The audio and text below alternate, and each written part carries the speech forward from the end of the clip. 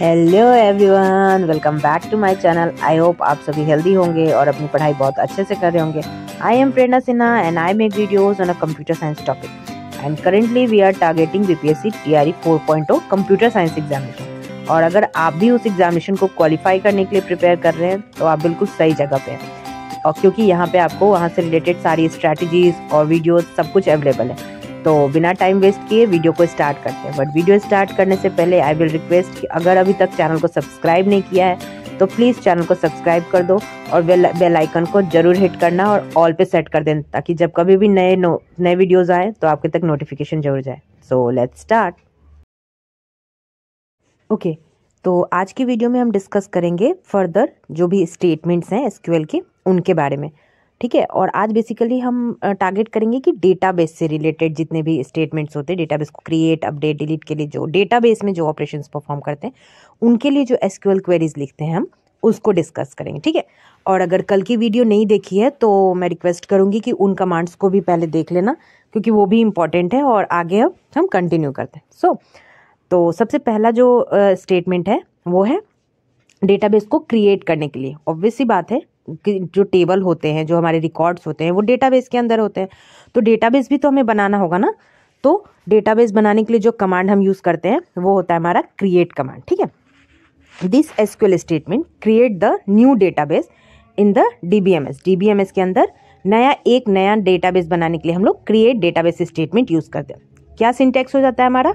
Create command, database और उसके बाद स्टेटमेंट। ठीक है, अब एग्जांपल देखते हैं। देखो, क्रिएट कर दिया, डेटाबेस लिखा और डेटाबेस का नाम, जैसे मान लो कि हमें किसी यूनिवर्सिटी का डेटाबेस रखना है। ठीक है, तो यूनिवर्सिटी, ऐसे एग्जांपल देखते हैं। जैसे अब मान लो, देखो क्रिएट कर दिया डेटाबेस और किस डेटाबेस का नाम क्या रखा?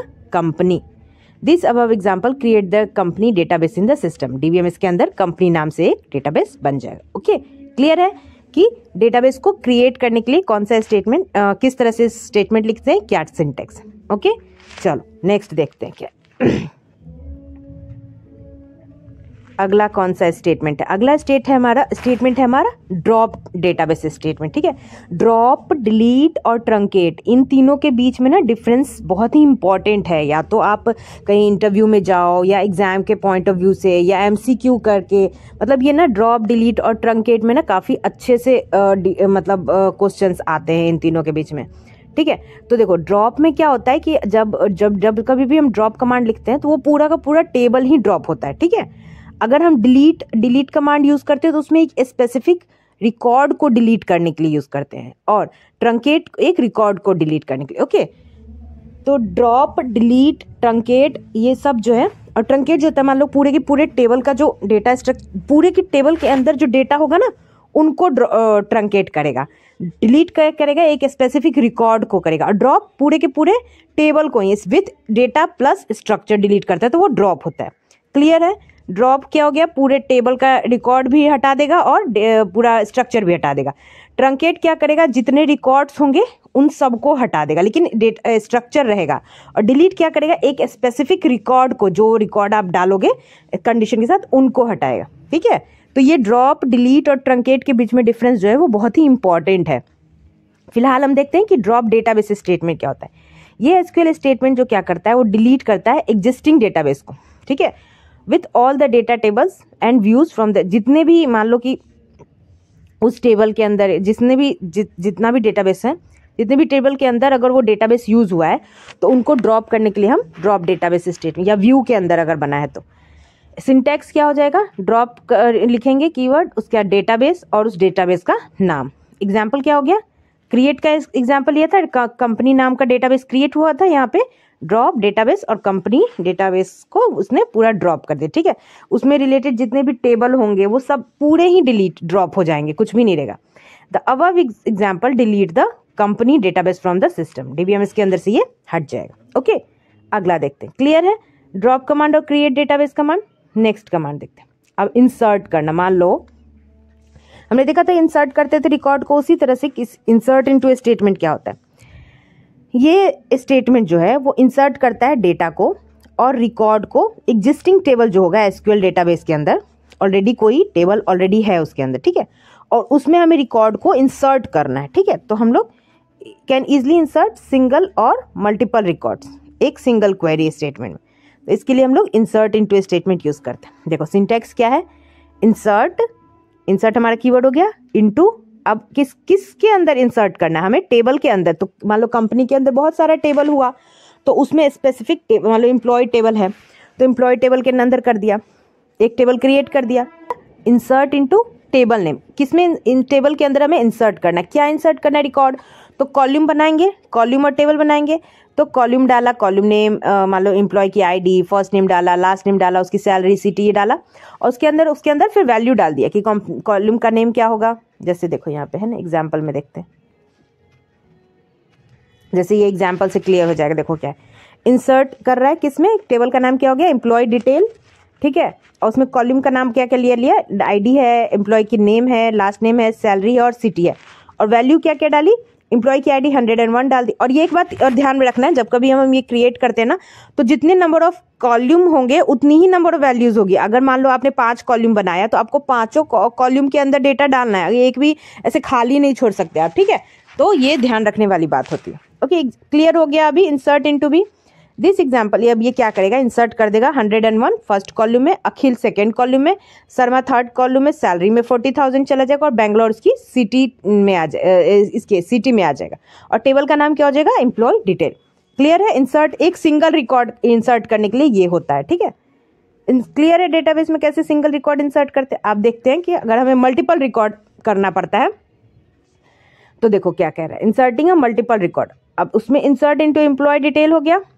अब देखो कॉलम बनेगा ऐसी सेम कॉलम जैसे करना है, इंसर्ट इनटू और वो टेबल का नाम, ठीक है, सिंगल क्वेरी। अब लेकिन वैल्यूज के अंदर हम देखो, वैल्यू में कॉलम 1 में एम्प्लॉय, जितने भी कॉलम है उनके अंदर इक्वल नंबर ऑफ वैल्यूज जाएंगे। जैसे एम्प्लॉय आईडी के लिए चला गया, नेम के लिए, लास्ट नेम, सैलरी, उसके बाद एक का डेटा कंप्लीट कर दिया, फिर कॉमा दे दिया यहाँ पे, फिर दूसरा एंट्री, तीसरा एंट्री, ऐसे करते हैं, जितने चाहें उतने मल्टीपल रिकॉर्ड्स हम इंसर्ट कर सकते हैं।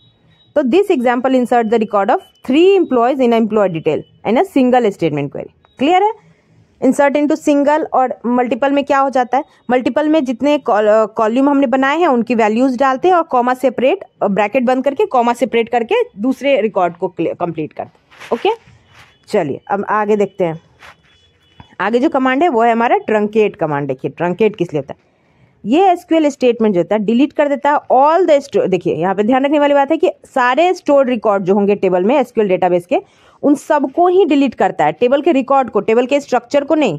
उस टेबल के अंदर जितने भी स्टोर्ड रिकॉर्ड होंगे उनको डेटाबेस के अंदर उनको डिलीट कर देगा। एक सिंटेक्स क्या है, ट्रंकेट कमांड यूज करना है। टेबल किसको ट्रंकेट, किसको खाली कर रहे हैं, टेबल को। कौन से टेबल को, उस टेबल का नाम दे देंगे। ट्रंकेट कर रहे हैं भाई टेबल को, कौन से टेबल को, एम्प्लॉय डिटेल टेबल को, ठीक है।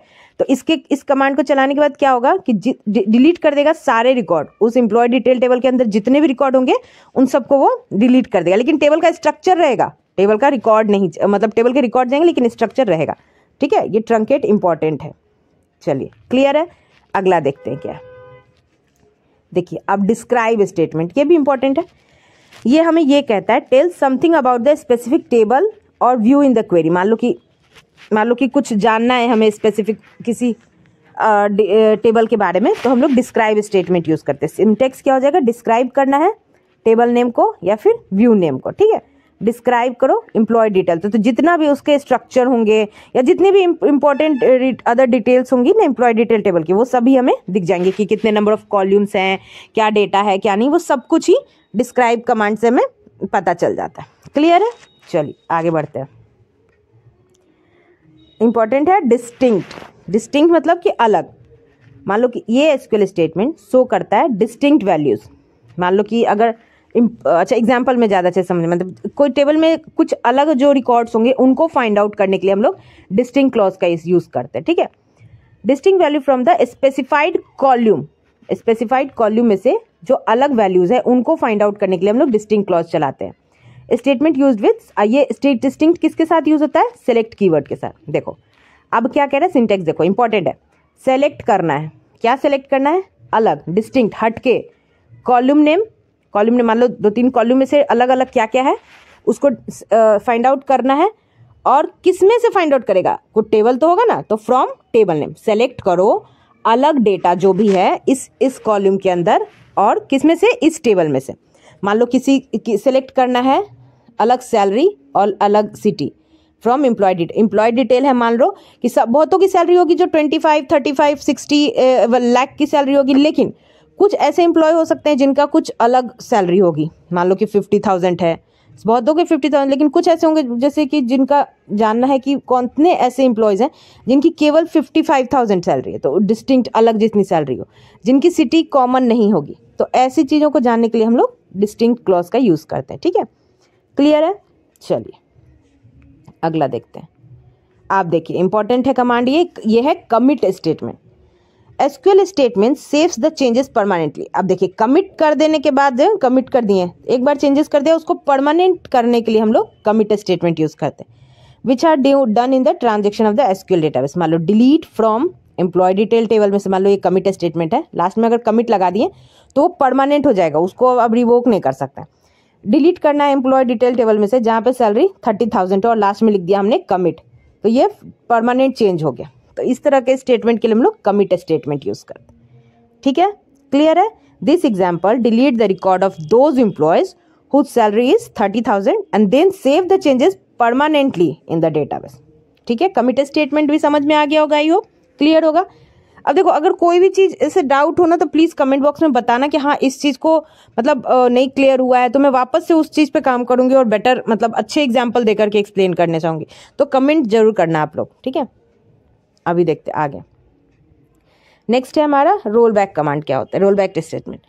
दिस एसक्यूएल स्टेटमेंट अनडू, मतलब मान लो कि कुछ हमने किया है, कुछ चेंजेस किए हैं और उनको कुछ चेंज मतलब वापस प्रीवियस स्टेट, जैसे वर्ड फाइल में भी कुछ चेंज करते कंट्रोल जेड करके अनडू करते हैं ना, तो वही चीज़ है यहाँ पे हमारा roll back. Undo the transaction and operation which are not yet saved, और अभी तक वो सेव नहीं, ध्यान रखने वाली बात है कि हमने उसको सेव नहीं किया एसक्यूएल डेटाबेस में, तब हम उसको अनडू कर सकते हैं उस डिलीट। ठीक है, सिंटेक्स क्या हो गया, लास्ट में रोल बैक लगाना। डिलीट करना है एम्प्लॉय डिटेल टेबल में से जहाँ पे सिटी मुंबई थी, ये ऑपरेशन परफॉर्म हुआ था, उसको रोल बैक कर दो भाई।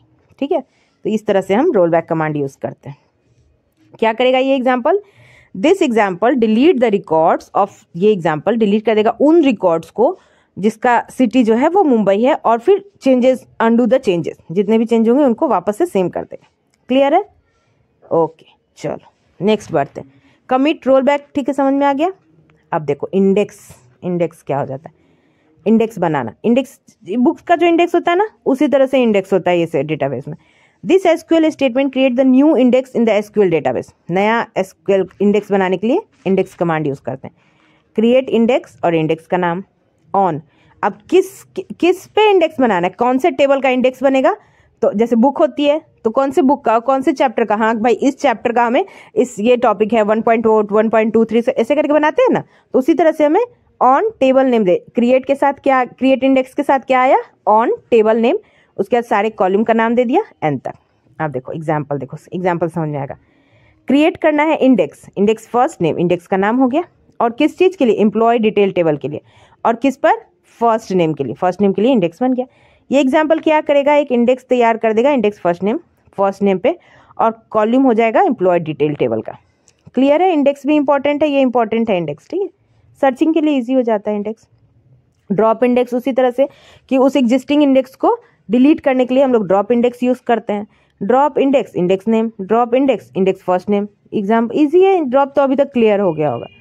उसका देखो ये यूज स्टेटमेंट, जब कभी भी हम किसी डेटाबेस पे काम करना शुरू करते हैं, ठीक है, मान लो जैसे एसक्यूएल सर्वर में किसी पे भी काम करोगे ना, तो जिस डेटाबेस पे काम करोगे उसको सेलेक्ट तो करना पड़ेगा ना। तो मान लो कि काम करना है हमें एम्प्लॉय टेबल पे और कर रहे हैं यूनिवर्सिटी टेबल पे, तो नहीं, सबसे पहले उस जिस डेटाबेस पे हमें काम करना है उसको हम यूज इस डेटाबेस पे जा करके पहले उसको सेलेक्ट कर लेते हैं। तो उसके लिए होता है कि जिस डेटाबेस पे काम करना है उसको उस पे काम करने से पहले हम यूज स्टेटमेंट क्वेरी चला देते हैं। This SQL statement select the existing SQL database before performing the operation on the database table. सबसे पहले हमें उससे सेलेक्ट करना पड़ता है। मल्टीपल एग्जिस्टिंग डेटाबेस में बहुत सारे, एक डेटाबेस में बहुत सारे टेबल होंगे, तो और एक रिकॉर्ड है उसमें बहुत सारे डेटाबेस होंगे, तो कौन से डेटाबेस पे क्या काम करना है, तो उसको सबसे पहले हमें डेटाबेस को सिलेक्ट करना होगा। तो सिलेक्ट कौन सा क्या हो गया, यूज उस डेटाबेस को, यूज कंपनी डेटाबेस को करना है, और उसके बाद उस कंपनी डेटाबेस के अंदर जितने टेबल होगा उनके ऊपर वो ऑपरेशन परफॉर्म करेगा। ठीक है, तो आज के लिए सारे इंपॉर्टेंट सारे डेटाबेस जो हैं वो सॉरी जितने भी डेटाबेस के रिलेटेड जितने इंपॉर्टेंट स्टेटमेंट्स थे, आई होप वो सभी समझ में आ गए होंगे। मैंने अच्छे से एक्सप्लेन करने की कोशिश की है। अगर कोई भी डाउट लग रहा है या लग रहा है कि और भी चीज़ें होनी चाहिए और एक्सप्लेनेशन चाहिए तो प्लीज़ मुझे कमेंट बॉक्स में बताना, और फिर अगला टॉपिक भी अभी हम कंटिन्यू करते रहेंगे। एसक्यूएल को सबसे पहले ख़त्म करेंगे। तो अगर वीडियो अच्छी लगी हो तो प्लीज़ लाइक करना, कमेंट करना और अपने नोन एस्पिरेंट्स के साथ शेयर ज़रूर करना। Thank you so much for watching.